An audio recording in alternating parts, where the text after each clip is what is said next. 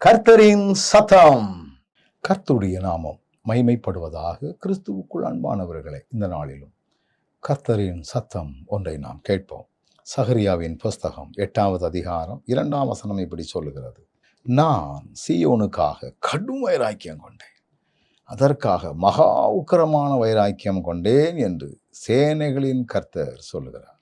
இங்க வசனம் சொல்லுகிறது பாருங்கள், நான் சீயோனுக்காக கடும் வைராக்கியம் கொண்டேன். சீயோன் என்பது எருசலேமை குறிக்கக்கூடிய ஒரு இடம்.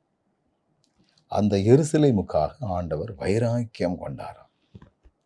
அது மகா உக்கிரமான வைராக்கியம். அந்த அளவுக்கு ஆண்டவர் நேசிக்கிறவர். எனக்கு தெரிந்த ஒரு சகோதரன், நான் ஆலயத்து மேல ரொம்ப வாஞ்ச வச்சிருக்கிறேன், வைராக்கியமா வச்சிருக்கிறேன். அதனால ஆலயத்துக்குரிய காரியங்கள் எல்லாம் நான் ஒழுங்கா செஞ்சுக்கிட்டு இருக்கிறேன்.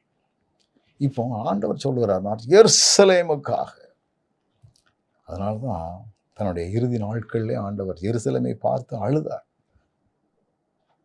எவ்வளவு வேதனை அவருக்கு. ஆண்டவர் நேசிச்ச ஒரு இடம் அந்த சீயோன்.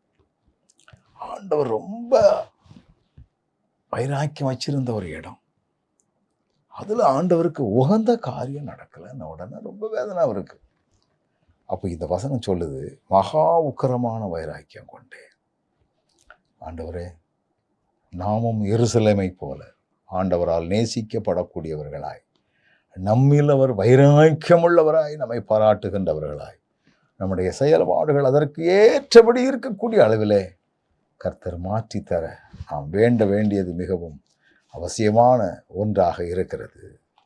அதைத்தான் வசனம் சொல்லுகிறது, நான் சீயோனுக்காக கடும் வைராக்கியம் கொண்டேன். அவர் வைராக்கியம் கொண்டதை போல நாமும் நித்திய வாழ்வை குறித்த வைராக்கியம், இன்றைக்கு மரித்தாலும் நான் ஆண்டவரோடு கூட ஆளுகை செய்வேன் என்கிற வைராக்கியமான பிடிமானம் நமக்குள்ள இருக்கட்டும். நிச்சயமாகவே ஆண்டவர் நம்மை ஆசீர்வதிப்பார். கண்களை மூடுவோம். நல்ல ஆண்டவரே, நீர் எதற்காக வைராக்கியம் கொண்டீரோ நாங்களும் அந்த அர்த்தத்தை புரிந்து வைராக்கியத்தோடு உம்மை பற்றி கொள்ள எங்களுக்கு பலன் தாரும்.